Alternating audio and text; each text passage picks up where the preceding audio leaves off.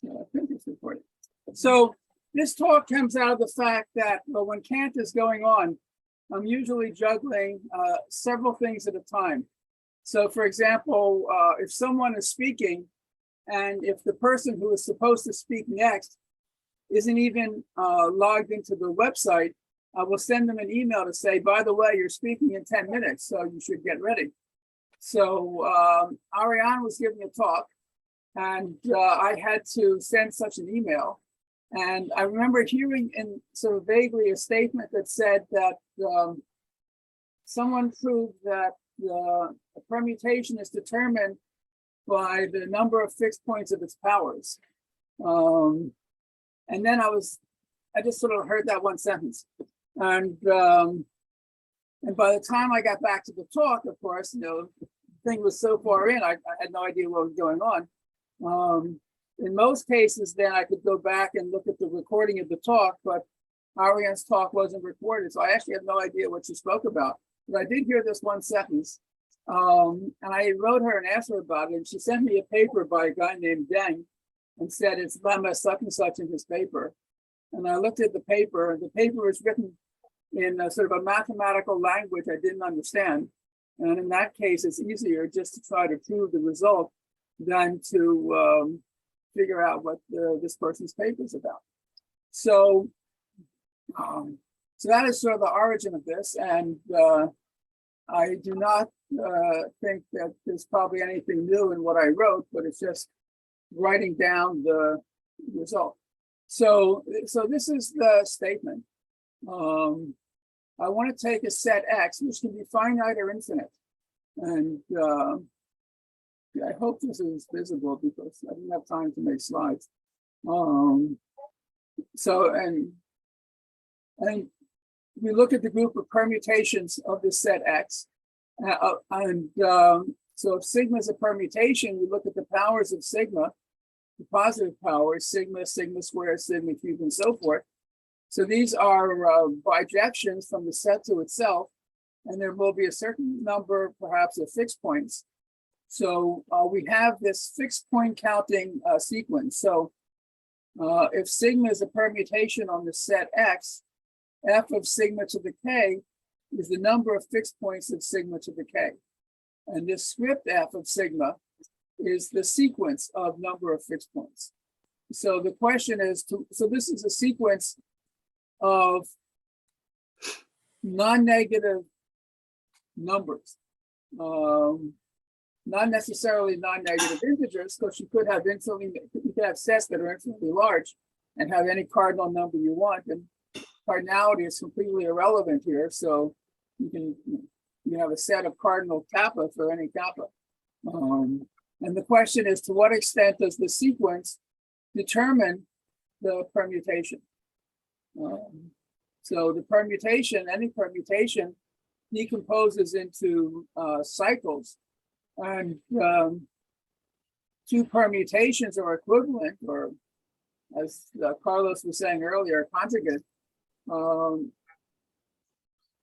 If each has, when you write them as products of pairwise disjoint cycles, on each of them, the number of cycles of length L in one permutation sigma equals the number of cycles of length L in the permutation tau. And L can be finite or infinite. You can have infinite cycles. We say that a permutation is a finite type if it's the product of finitely many or infinitely many pairwise disjoint cycles of finite length. We say a permutation is a bounded type if you look at the finite cycles, there's an upper bound to their lengths. And we say a permutation is a finite and bounded type if it's a product of, and it could be finitely many or infinitely many cycles of finite length with lengths bounded above by some number. So if your set is finite, every permutation is a finite and bounded type, but we don't need to assume that we're looking just at maps of finite sets. So there's some simple facts about the point counting function. One is an addition formula. So I like things that are additive. All this says is if you have a family of pairwise disjoint sets and a permutation on each of them, you can put together the permutations on the family to have a permutation on the union of all of those different sets. And if you're counting the number of fixed points of the permutation sigma, of sigma to the k, then it's the sum of the number of fixed points of order k on each of the pieces that make up this ambient set X. So you can add things up that way. And the next statement is obvious. If you have a finite set X and a cycle whose length is X, when you look at the number of fixed points of sigma, that's the cycle, sigma to the k, well, if k is 0 mod the size of X, then when you do sigma to the k, you just cycled around as many, if there are n elements in X, n times, so you have the identity. So whenever k is a multiple of the size of the set, every point is a fixed point, and in every other case, no point is a fixed point. And something similar is true if you have a countably infinite set and an infinite cycle on that set. The set is just a cycle. And again, if well, what only happens is if k is 0, that's the identity, then every point is a fixed point. But on this infinite cycle, if k isn't 0, there is no fixed point. But in both of these cases, finite X and infinite X, the sequence is periodic. It's either 0, 0, 0, n, 0, 0, 0, n, and so forth, and just all zeros. And I never like to write the word obvious in a paper, so I followed Landau and other German writers who say proof klar, which means clear or obvious, but somehow I find klar less pejorative than the word obvious. Let's see. Then there's a more serious lemma which says the following: if you have a permutation of finite type, so the set X can be infinite, but when you take a permutation on X, and when you decompose it as a product of cycles, all of the cycles are finite. There's no infinite cycles. And in that case, this fixed point counting function is periodic if and only if the permutations are bound to type. And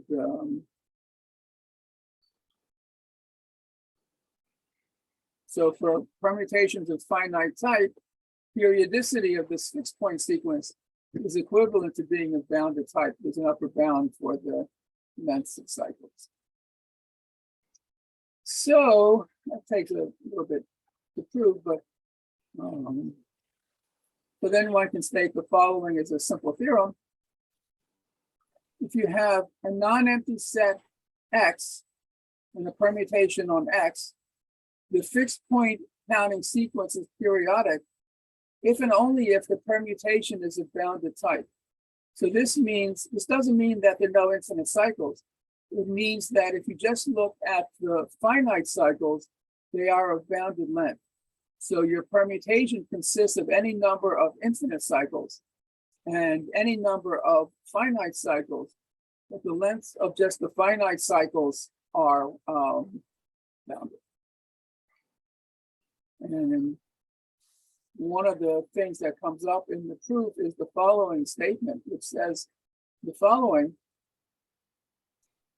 if you take your permutation sigma on a set X, so your set X decomposes into two subsets. So let's say X0 hat and X infinity hat. So the X0 piece is all the elements of X which are part of cycles of finite length.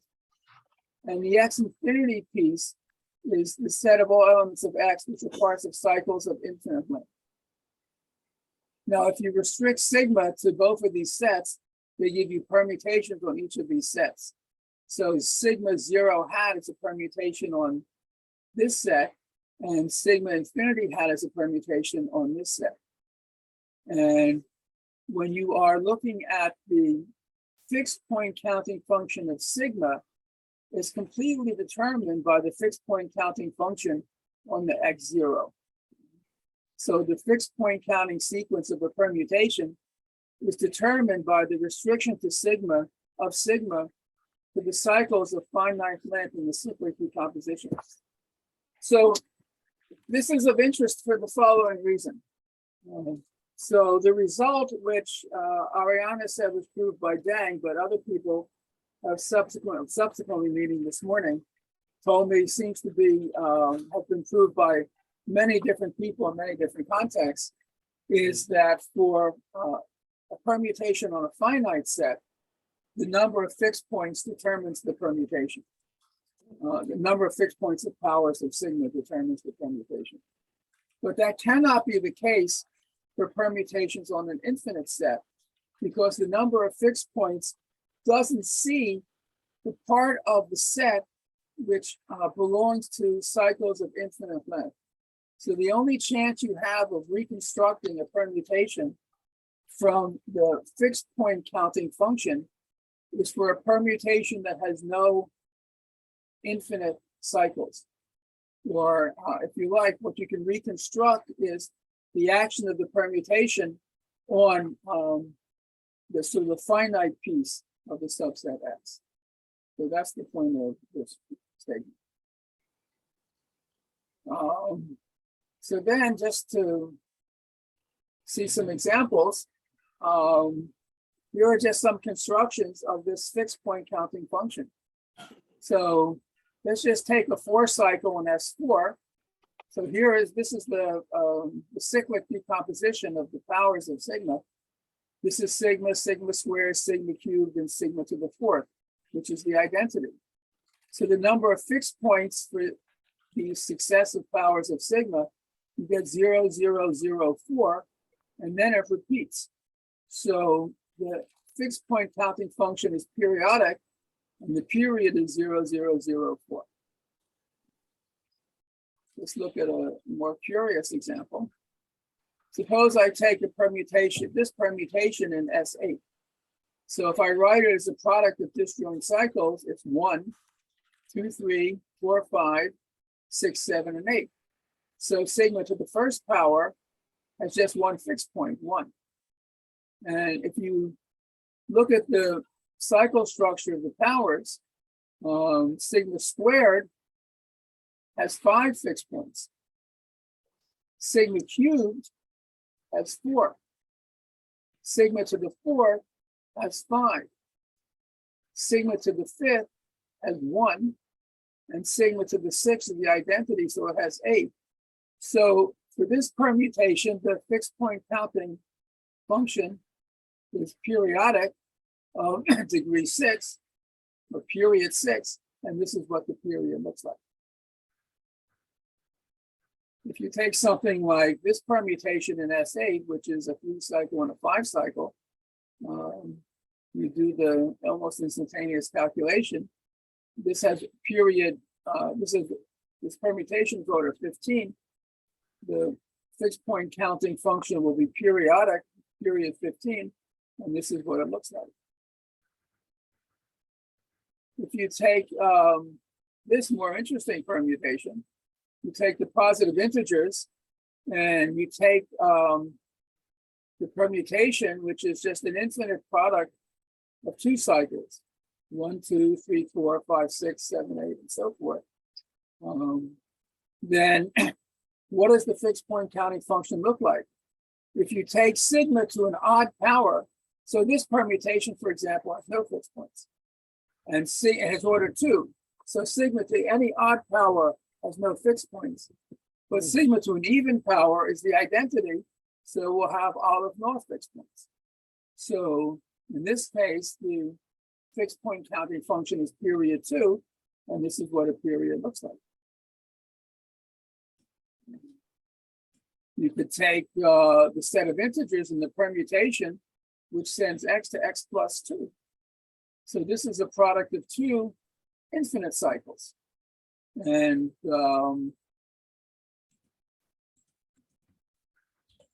sigma to the k never has a fixed point. So for this permutation, the fixed point counting function is periodic, it's identically 0. It's always equal to 0.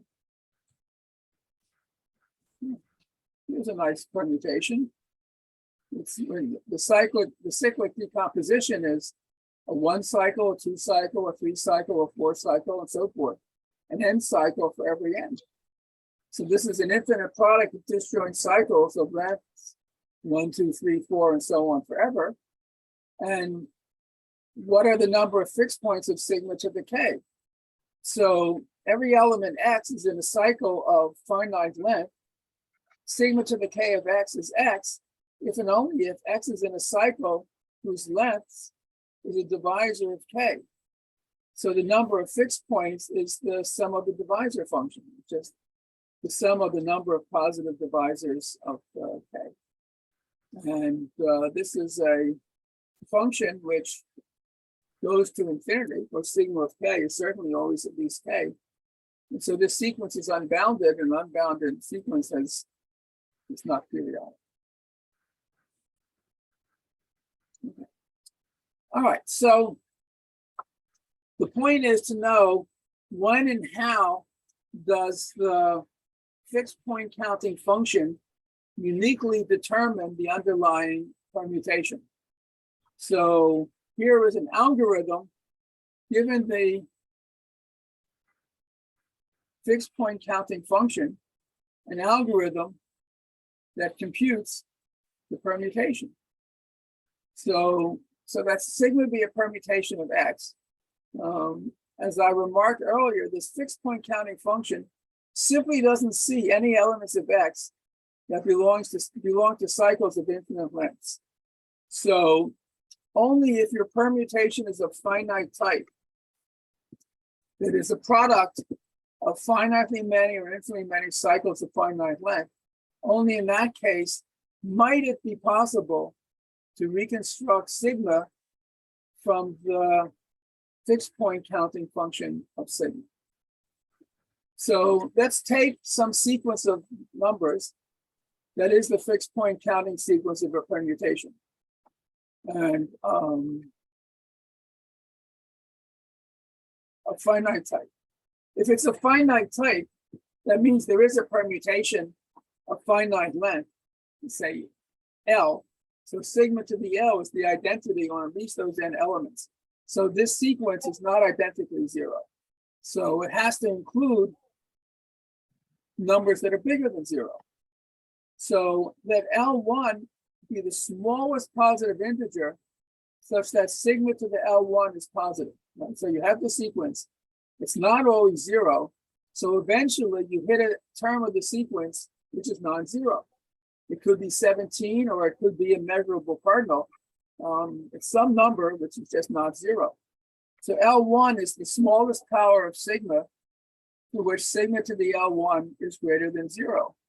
So this means several things. First of all, if L1 is the first number for which sigma to the L1 is greater than zero, sigma to the K has to be zero for K less than L1.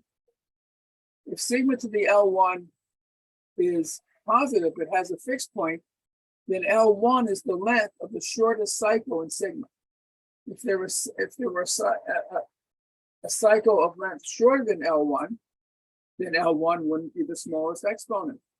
And if the shortest cycle was bigger than L1, there would be no fixed point for sigma to the L1. So L1 is the length of the shortest cycle in sigma. And so sigma contains at least one cycle of length L1. So let it be Q1 is the number of cycles of length L1. Again, there's no reason to be afraid of infinite stuff.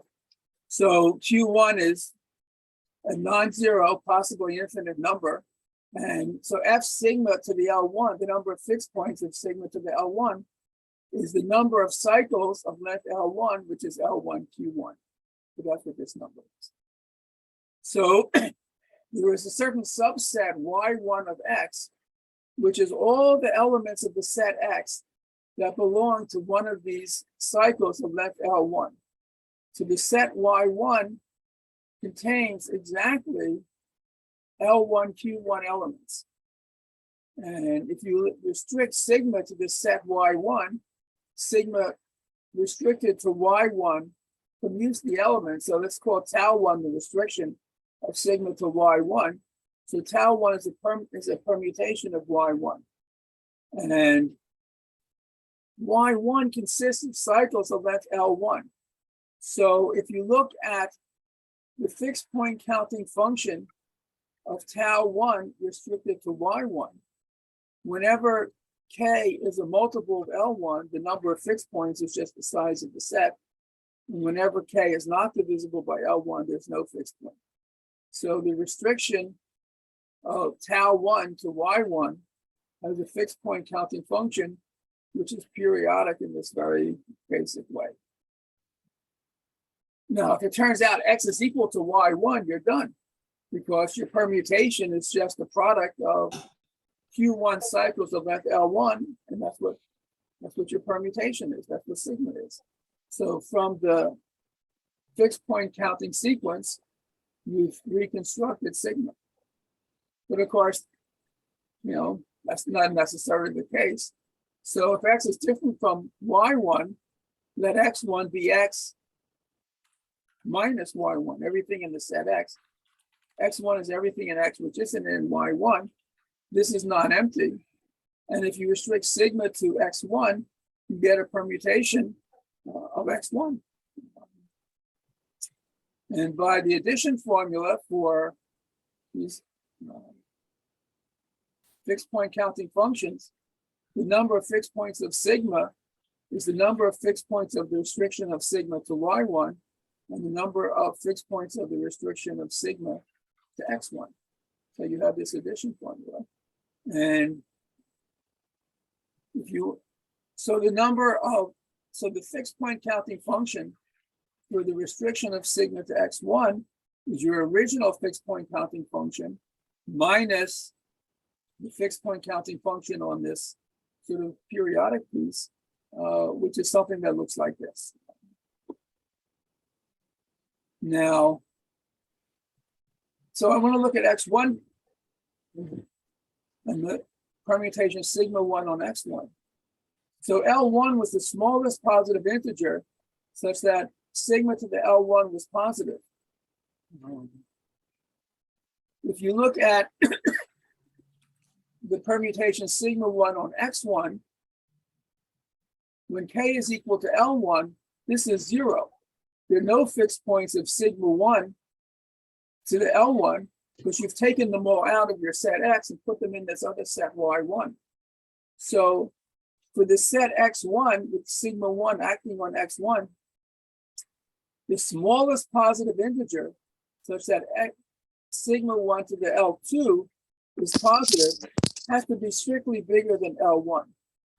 So the idea was we started with our set x. We found the smallest power of sigma, which had a fixed point. It was the L1th power. We took out everything from x that was part of a cycle of length L1. We look at what's left. And what's left, there's no point which is part of a cycle of L1 or less than L1.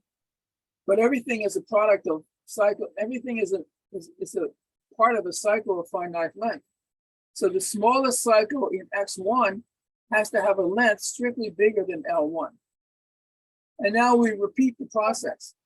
So L2 is the length of the shortest cycle in sigma 1. If sigma 1 contains Q2 cycles of that length, then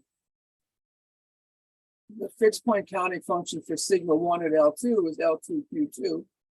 You look at all the elements of x1, which are parts of cycles. Wait, I'm sorry, I may have lost something here, but you're allowing for the possibility that L1 divides L2? Yes, sure. The number of fixed points will if L2 is divisible by L1, then the number of fixed points will re-include the ones from the L1 cycles. They will sorry, you have to be a little bit careful. If you're looking at X, they will include them. If you're looking at X1, right? You threw out those points. Yeah, threw them out. Right. So in X1, there is no point that's part of the cycle of length L1 or less. The length of the shortest cycle is L2. It could be, as you say, that L2 is a multiple of L1, but that is completely kosher and we don't have to worry about it. Or we can worry about it, but the worries resolve eventually. And now we just iterate this process. So, of course, let me just go back and say, so we look at everything in X1 that's a part of a cycle of length L2.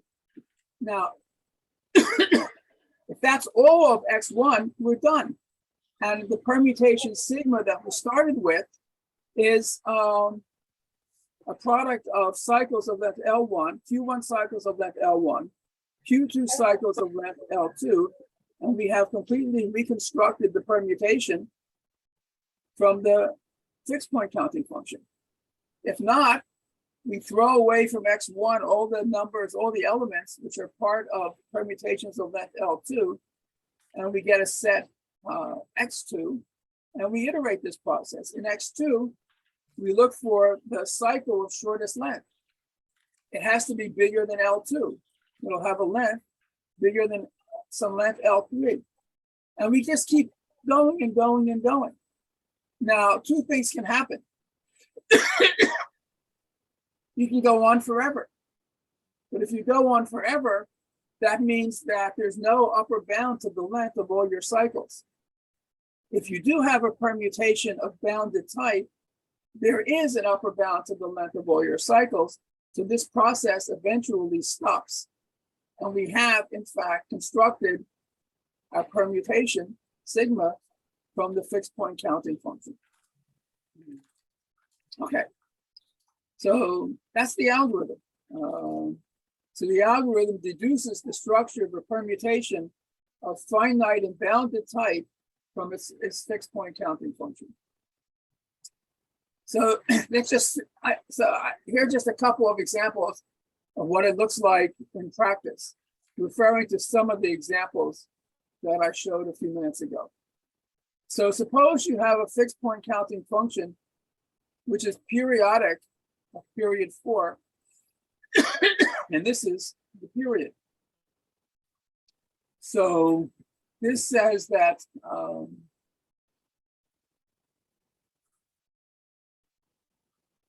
L1 is equal to 4. So the shortest cycle is of length 4.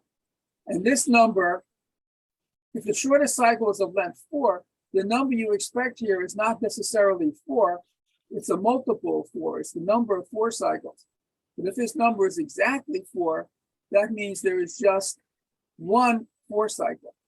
And if there's just one 4 cycle, the only, if this is 0, 0, 4, then this is the fixed point counting function of a 4 cycle. Nothing else is possible. If there were a cycle of greater length, you have some other numbers coming up. So that's it. That's all it is. But maybe more interesting is to look at the fixed point counting function, which is this function of period 6, 1, 5, 4, 5, 1, 8. So I should have put this down as a lemma, but when you write these periodic sequences, the number of elements in the set is going to be the largest, the last element in the period. That's the number of elements in the set. So this is going to be the fixed point counting function of a permutation on a set of size 8. And the first non-zero entry is 1. L1 is equal to 1. And there's just 1, 1, which means in the set of size 8, there's a 1 cycle. So let me say, let's call the set 1, 2, 3, 4, 5, 6, 7, 8. And the 1 cycle is 1. And that's the only 1 cycle in this permutation. If you throw away, but there's other stuff left. So if you throw away 1, you're left with 2, 3, 4, 5, 6, 7, 8. And your permutation restricted to this set, or sigma restricted to this set, is a permutation. Let's see, what does this say?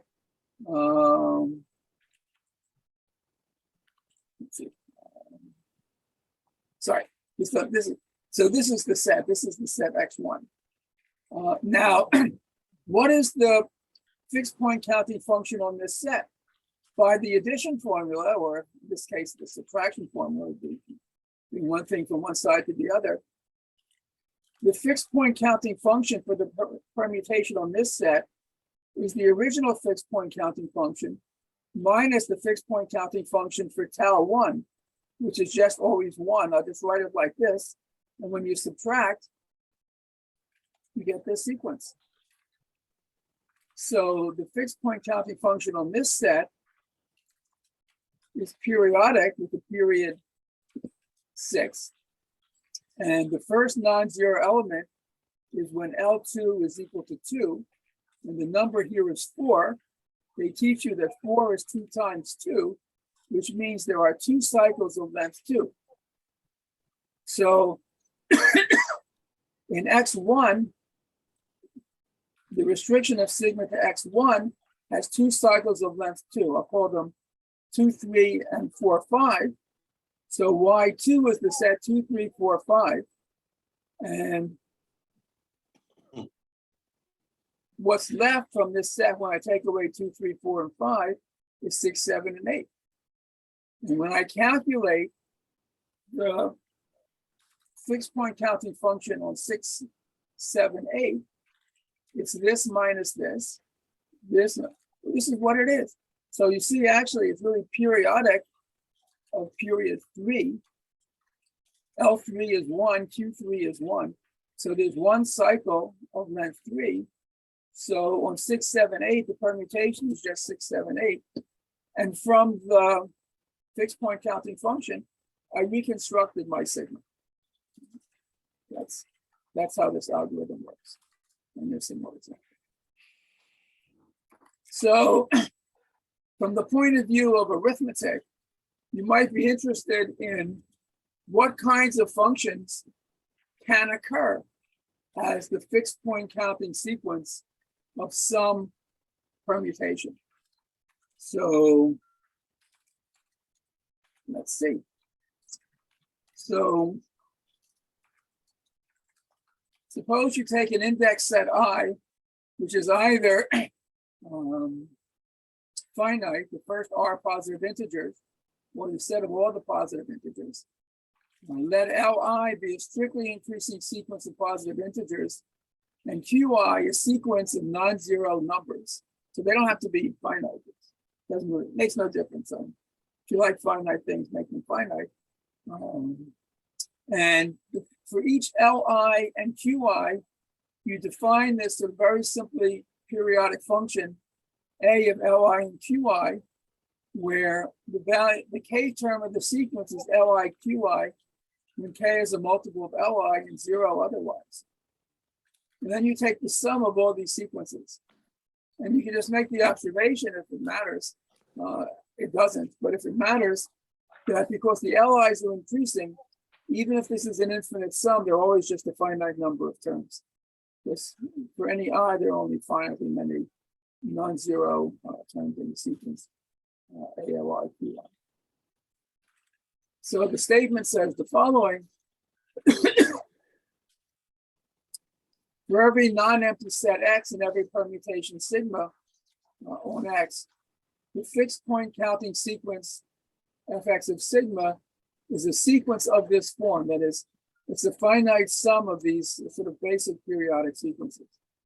And conversely, for every sequence of this form, you can construct a permutation for which this is the fixed point counting function.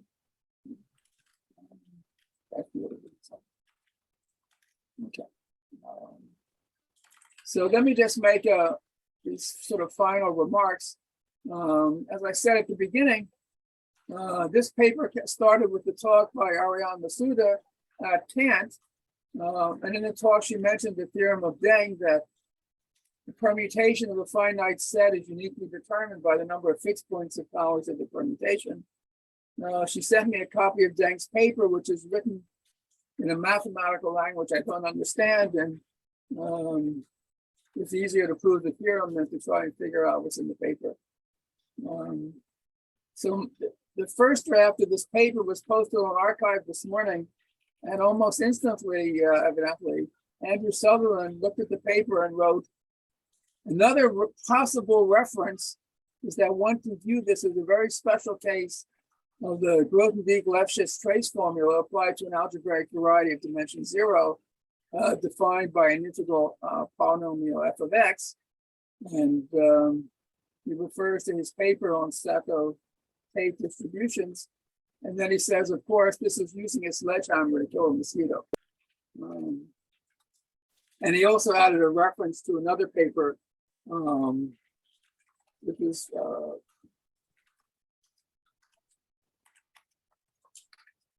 had to do with random permutations.